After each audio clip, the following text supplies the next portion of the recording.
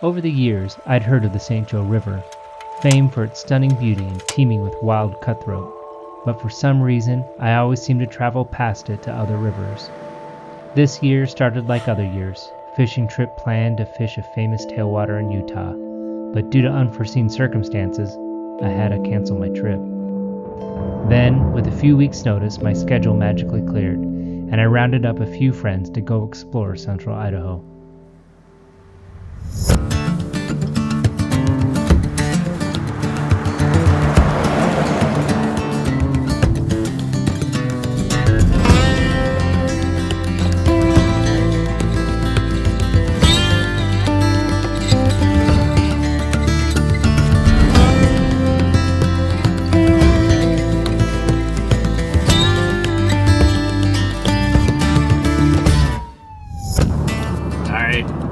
We are on the St. Joe Road, and we are about 10 miles from Avery, and we are drooling as we drive up next to the road. Brian pulled the short straw, and he has to drive, so I get to look at all the water. Ooh, look at that! Run! Show me. I don't know if you can see it.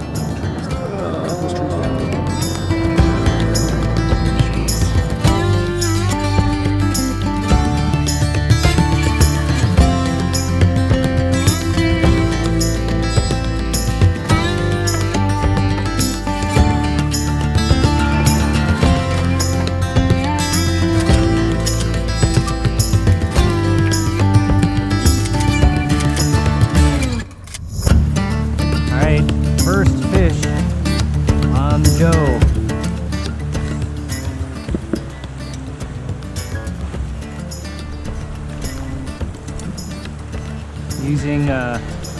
Using my 3-weight here and new OPST smooth line. See, bring it in just a little bit closer here. That's a nice cutty.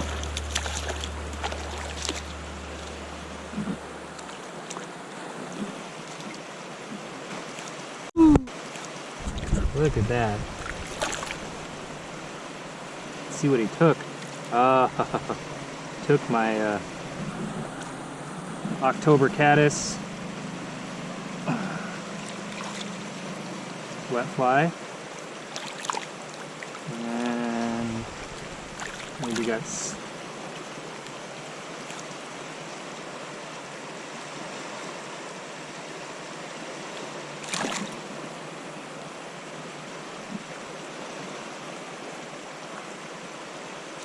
beautiful cutthroat. Goodbye, Mr. Fish.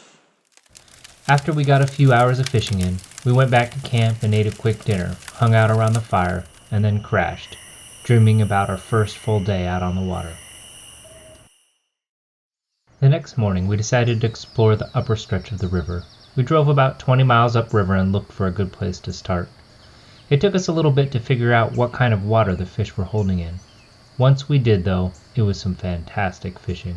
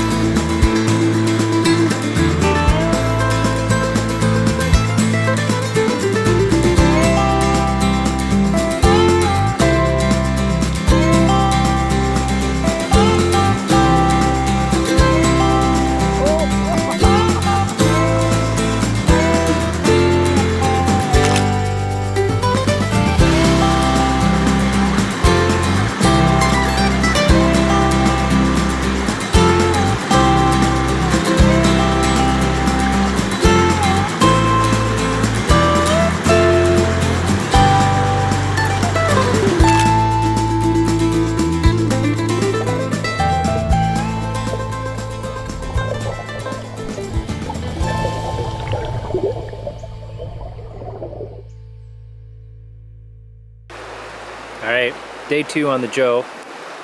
It's been an awesome day today. We fished out of a campground and hiked maybe 100 yards. Probably caught over 30 fish in that 100 yards. Caught a couple of nice ones. We're gonna fish this run, sort of a shadowy canyon here, hoping along the bank over there there's some fish lying in that darker water, but we'll see.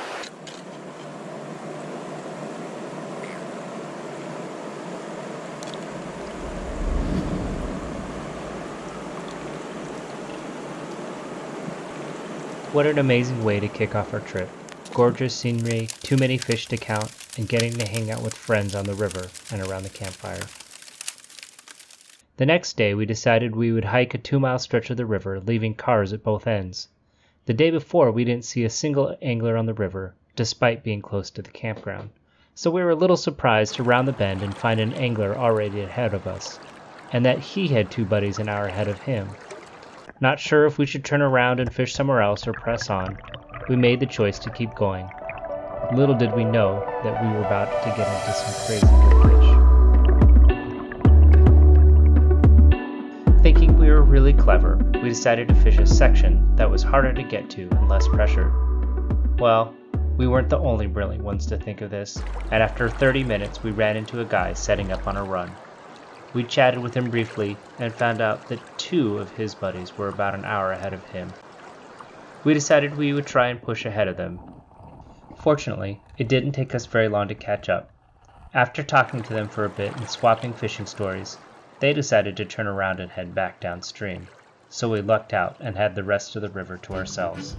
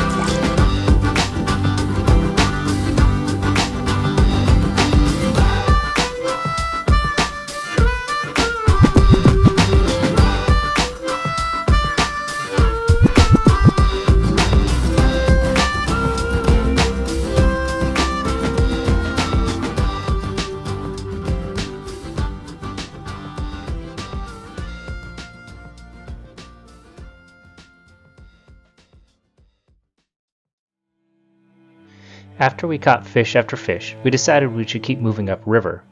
Just around the corner was a gorgeous flat. The forest grew right to the water's edge, where the trees couldn't grow, ferns and moss filled every nook and cranny. And of course, there were rising fish.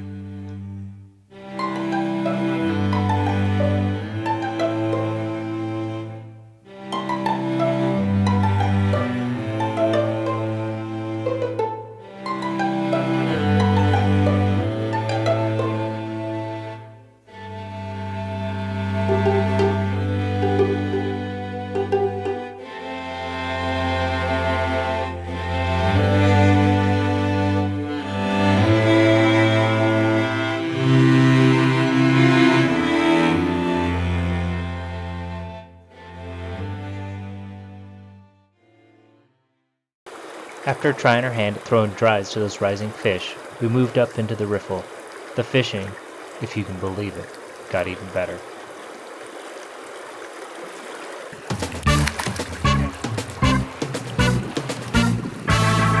Well, that's not gonna say. This is like an hors d'oeuvre. Oh, that's a good sized fish. You just have a big dead. Where are you?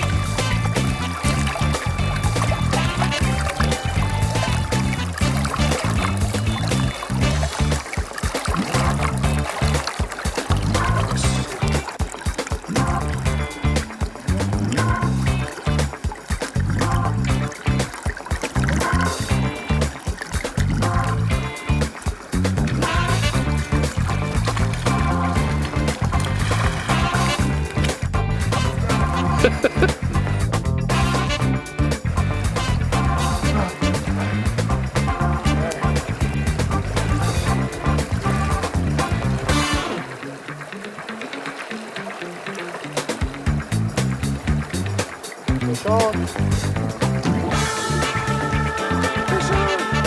All right, now you're gonna land it. That was it. I'm not. That's not paid for that. Kind of thinking. If you have trouble up there, I can net it down here. This is fishing. Watch me fall. Don't do that. I'm footing. Oh boy.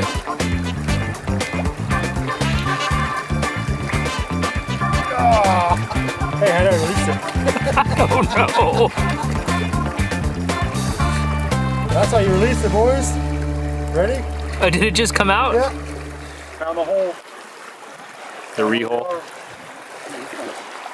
This one's green. Don't lose it. Holy shit. What? This guy. Oh my gosh. Mark. Not as big as yours, but good size. I'm not gonna be able to land him from here. Okay, bring him around.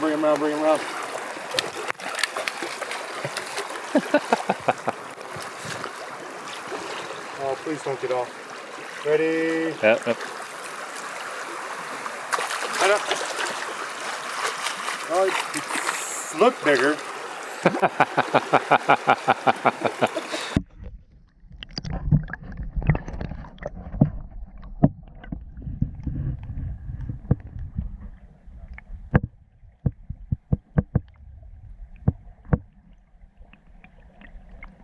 After Brian caught a bunch of fish, it was my turn up on the log.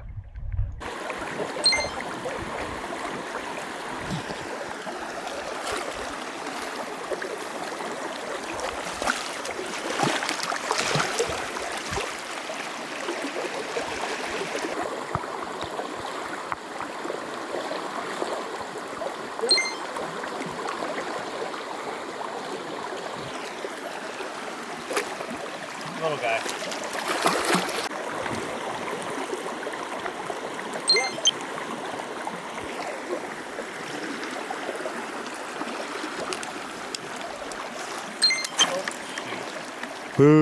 Now, before I show you my best fish of the trip, I wanted to talk about the camp pool. A camp pool is one of those pools that sits just outside a camp.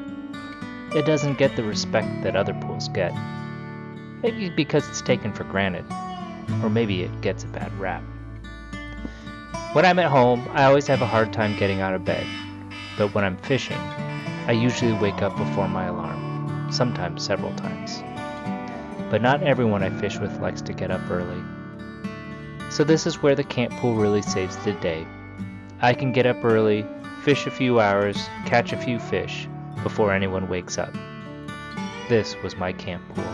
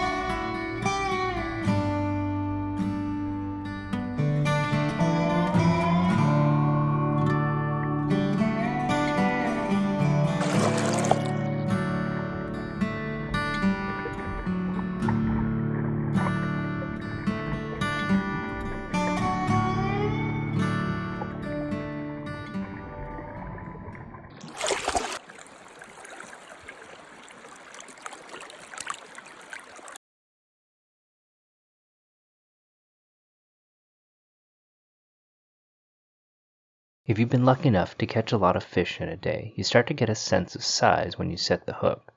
When I set the hook, and all I felt were head shakes, I knew I was into a good one. As the fish flashed near the surface, and I saw the orange belly and gill plates, I knew it was not only my biggest fish, but the most spectacularly colored fish I had caught on the trip. While I held it in my hands and let it recover, Brian captured these beautiful shots.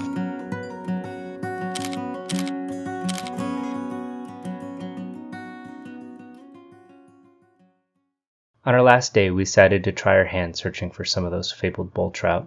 Armed with some new flies and some new places to search, we set out. As we drifted and stripped streamers around boulders and drop-offs, the cutthroat started rising around us. Unable to resist the lure, we switched back to cutthroat fare. We threw dry flies, nipped, pulled small streamers, and you guessed it, the fishing was fantastic.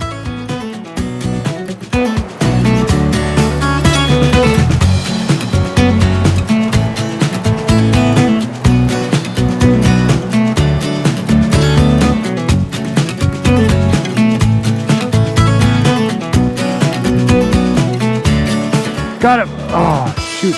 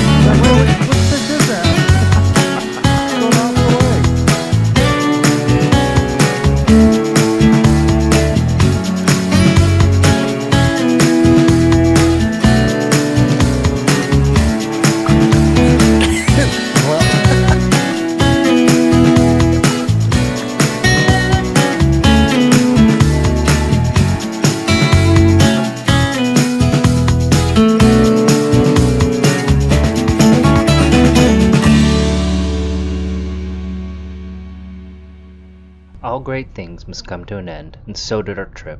While we drove out, we laughed at the memories of places we fished, and made plans about the places we didn't. Not even home, we were already dreaming about our next trip back.